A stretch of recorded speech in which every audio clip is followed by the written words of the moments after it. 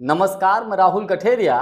राजस्थान के पूर्व मुख्यमंत्री अशोक गहलोत साहब, मध्य प्रदेश के पूर्व मुख्यमंत्री कमलनाथ जी और मध्य प्रदेश के ही पूर्व मुख्यमंत्री दिग्विजय सिंह जी, ये तीनों ही नेता कांग्रेस पार्टी के बेहद मजबूत पिलर हैं, बेहद मजबूत स्तंभ हैं।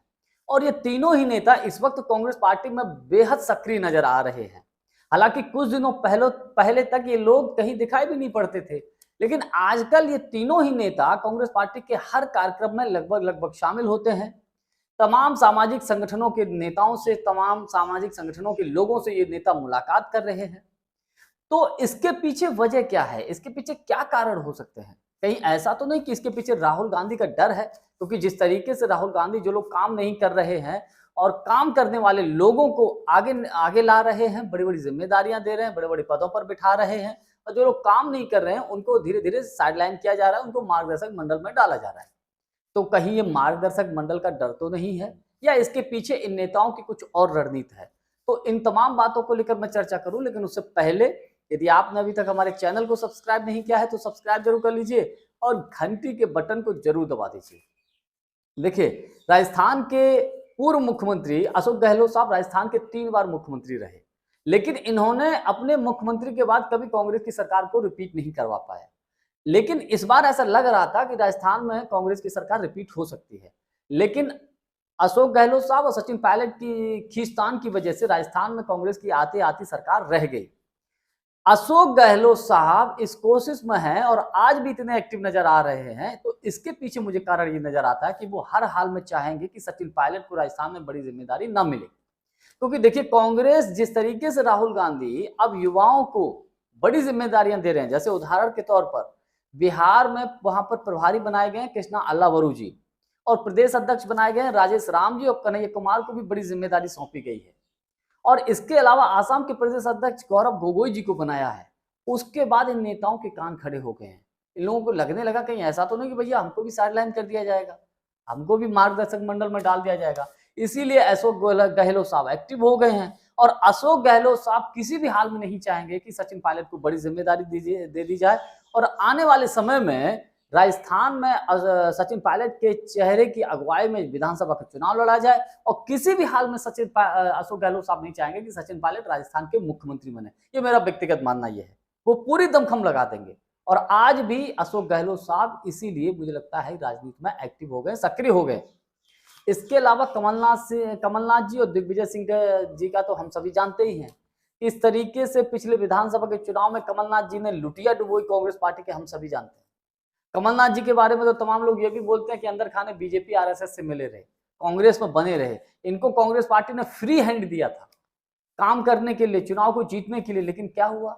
बुरी हार हुई मध्य प्रदेश में कांग्रेस पार्टी की। और उससे पहले का जो विधानसभा का चुनाव आपको याद होगा, कमलनाथ जी के घमंड की वजह से, इनके अहंकार की वजह से ज्योतिरादित्य सिंधिया कांग्रेस को छोड़कर गए थे। तमाम राजनीतिक विश्लेषक ये बोल रहे हैं।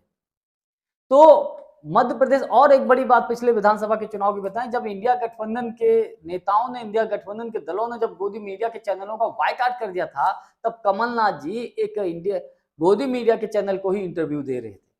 तो ये कमलनाथ जी का हाल है। और दिग्विजय सिंह जी के बारे में भी कुछ कुछ ऐसा ही कहा जाता है, जिस तरीके से कमलनाथ जी के बारे में कहा जाता है कि ये नेता जो है, ठीक है, कांग्रेस के कद्दावर नेता है, मजबूत पिलर हैं, लेकिन अंदर खाने इन लोगों की जो रणनीति है, वो अपने आगे किसी और नेता को उभरने नहीं देते हैं।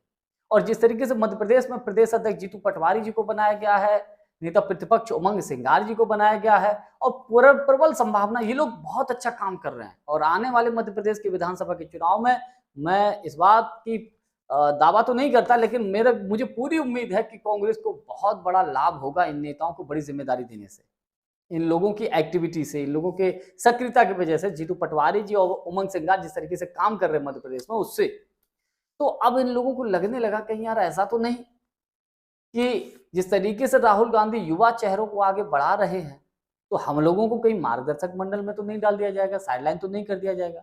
ये डर कहीं ना कहीं, चाहे वो कमलनाथ जी हो, चाहे दिग्विजय सिंह जी हो, चाहे आपके अशोक गहलोत साहब हो, और हालांकि इनके अलावा भी और नेता हैं, जैसे उदाहरण के तौर पर पी चिदम्बरम साहब, और इसके अलावा भी तमाम नेता हैं कांग्रेस पार्टी में। हरियाणा से भूपेंद्र सिंह हुड्डा जी, वो अपने बेटे दीपेंद्र सिंह हुड्डा जी को आगे लाने की कोशिश कर रहे हैं। वो भी लगभग 1 साल होने को आ रहा है हरियाणा के विधानसभा के चुनाव हुए धीरे-धीरे, और अभी तक नेता प्रतिपक्ष हरियाणा में नहीं बन पाया है। तो ये स्थिति कांग्रेस पार्टी के नेताओं की है। तो इसीलिए मुझे लगता है कि ये लोग एक्टिव हुए हैं कि ऐसा ना हो कि हम लोग बिल्कुल साइडलाइन कर दिए जाएँ। अच्छा, इनकी एक रणनीति और हो सकती है, क्योंकि इन नेताओं के बेटे भी कांग्रेस में बड़े-बड़े ज़िम्मेदारियों पर हैं। तो ये लोग चाहते हैं कि किसी भी तरीके से हमारे, हाँ, चलो हम लोग अगर साइड में हो गए तो कम से कम हमारे बेटों को तो बड़ी ज़िम्मेदारी दे दी जाए, हमारे बेटों को बड़े पदों पर बिठा दिया जाए, ताकि उनका जो राजनैतिक भविष्य है वो सुरक्षित हो जाए।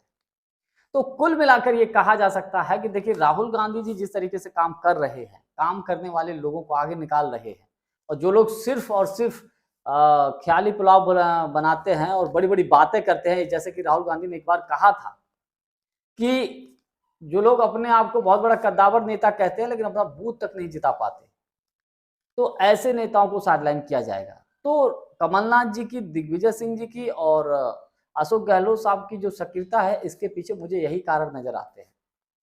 जानकारी हमारी आपको कैसी लगी, कमेंट्स करके हमको जरूर बताइएगा। बहुत बहुत धन्यवाद। नमस्कार।